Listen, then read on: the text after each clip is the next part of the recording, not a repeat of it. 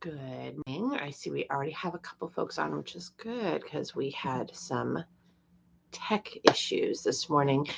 Um, this is one of those mornings where I need to get up. I have stuff to do. Boy, it was hard to crawl out of bed. Those are hard to have as adults. As a teenager, you can sort of rationalize excuses why you could not get out of bed.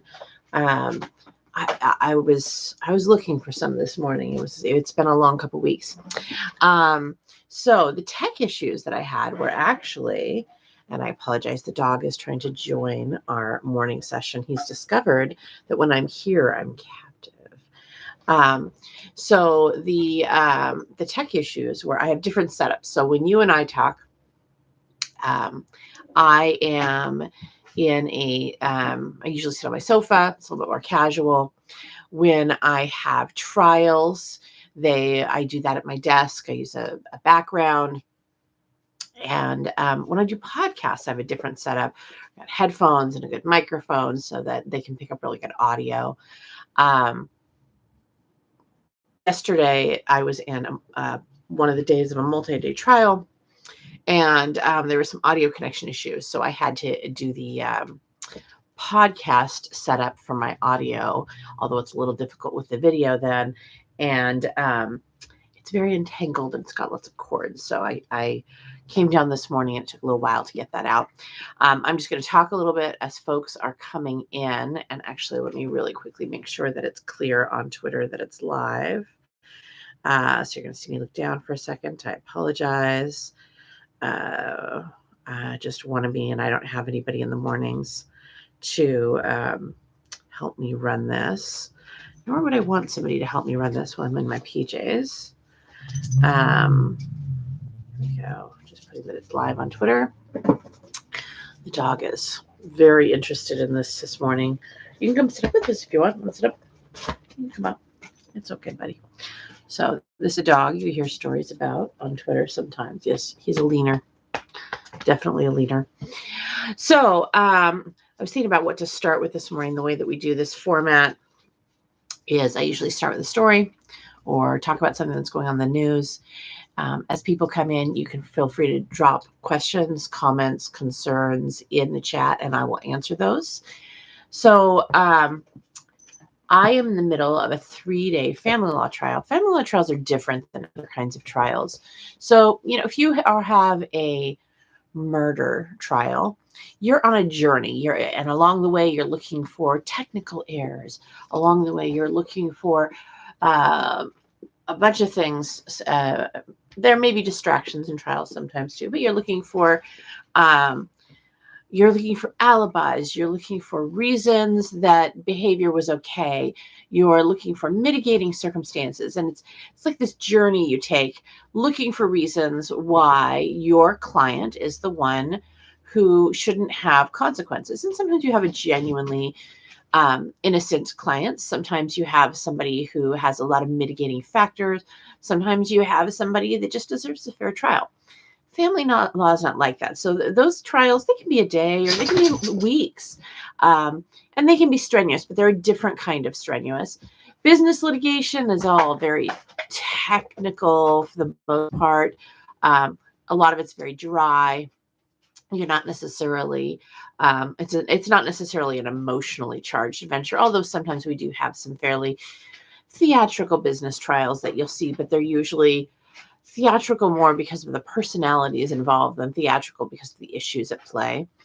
I haven't ever done any of the trials that we have going on with things like January 6th, so I'm going to leave that out of the commentary. But the reason why I'm talking about trials and the reason why I'm talking about family trials, the way family trials work is if you have a trial that's up to a day long, it's kind of like getting medical care. If you have an outpatient surgery and you're done in a day, it's probably routine and probably fine. But if you have a surgery that requires like more than one day, well, you got something serious going on. And that's sort of the same with family law. So 2 or 3 day trial means that you've got just a phenomenal amount of conflict. You usually have a large ecosystem of witnesses. There's a lot to suss through. There's a lot of people who are generally the hero of their own story, or someone else is the hero of their story, regardless of what actually happened. So they are a lot more emotionally charged. They're a lot more intimate. They are a lot, there's a lot more conflict. And I bring this up because a lot of times I have folks that are like, how are you going to survive in DC? You know, you do this job where you get to help clients and the clients want your help, and everything's very interactive and you know, that you have something you're working against, you all kind of have a common ground. You know, I think that happens in DC too. I think that we all should be sending people there that are willing to work with people that are the hero of their own stories, even though that storyline doesn't match up real well with objective fact. And everybody sees things very differently. Everybody is trying to put their own spin on it. Everybody is trying to market themselves as essentially the parent who should be in charge of the child. And I think it's very directly related to DC. We have a lot of folks down there that when you use a game show to hire for a job that is a very important job, you end up with personalities that are perhaps not the best for the job. And we have a lot of personalities down there that are very focused on showmanship instead of focused on getting the law in a good place. And you need to have a few people down there that are, you know, boring, that are competent, that can be the person that sort of works together with those super large personalities. And my personality isn't that large. I have to try to blow up my personality so big for Twitter. You know, it's still me, but just making it feel like you get to me in a small amount of characters. That is a challenge for somebody like me who's an introvert.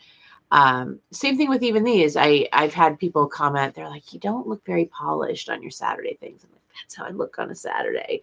Um, I've had people tell me, maybe you should put on more makeup, or maybe, you know, maybe you should pre-write speeches. And my problem with that stuff, it's not very authentic. And I also don't think that those are skills that will help down in DC.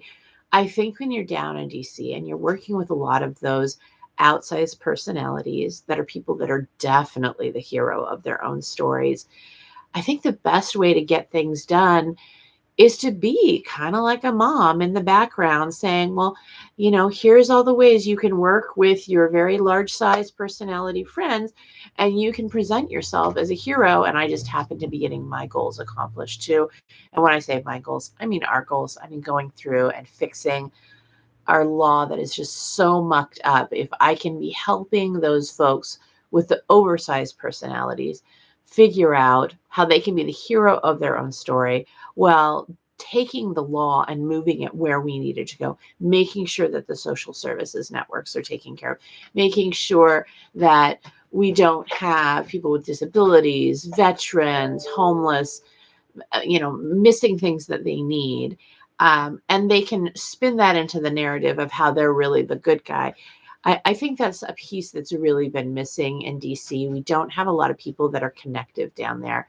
We don't have a lot of people, you know, on top of being a family law attorney, I'm also a mediator. We don't have a lot of people that know how to seek those compromise. We have a lot of people that are really good at telling you how they're the hero of the story and jumping out of planes in videos or cracking lobsters and telling you how they're really the good guy and they're common sense and they're decent and they don't know what they're talking about. But you have to sometimes be able to manage those very large egos and those people who don't have a comprehension that they might not always be the hero, in order to get jobs like this done. So that's just a qualification I don't talk about very often.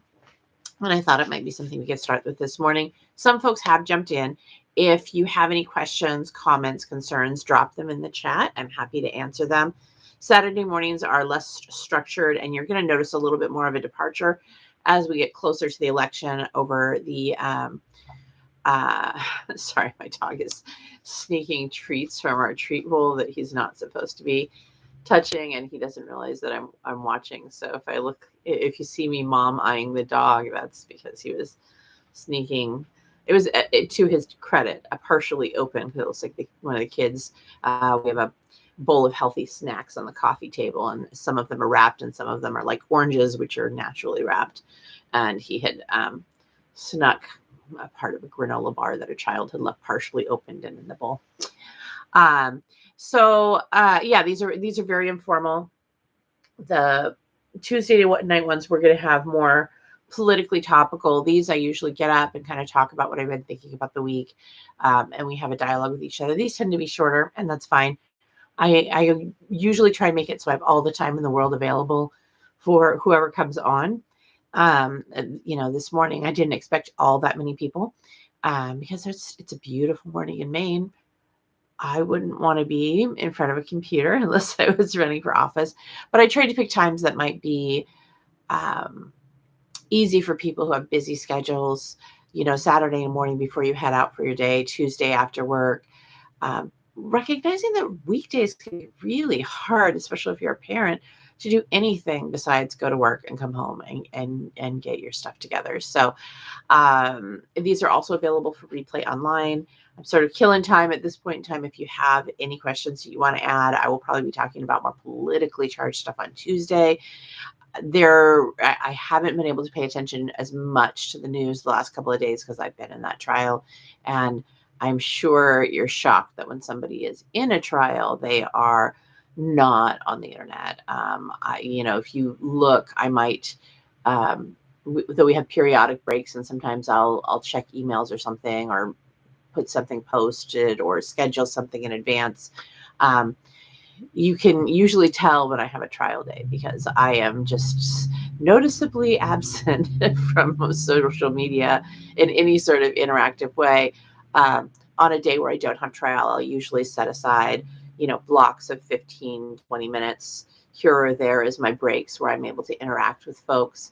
But it's very difficult to do that on a trial day. So I don't have any big trials, I think, coming up between now and the election, except for the last day of this one, which will be nice.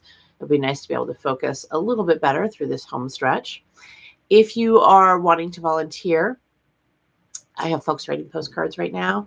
I have a database with about 540,000 voters from the state of Maine that I purchased from the state of Maine directly. It's not, a fancy commercial database. And so a lot of folks are volunteering to send out postcards. If you'd like to send out 10 or 20, let me know.